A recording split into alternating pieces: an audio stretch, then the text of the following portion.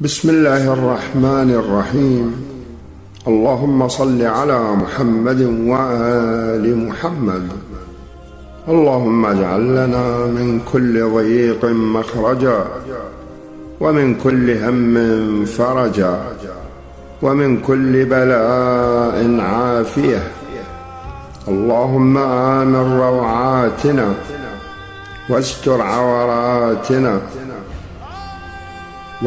عوراتنا، وأصلح نياتنا وذرياتنا، وأحسن خواتمنا، واحفظنا من بين أيدينا ومن خلفنا وعن أيماننا وعن شمائلنا ومن فوقنا، ونعوذ بعظمتك أن نغتال من تحتنا يا ذا الجلال والإكرام، برحمتك يا أرحم الراحمين.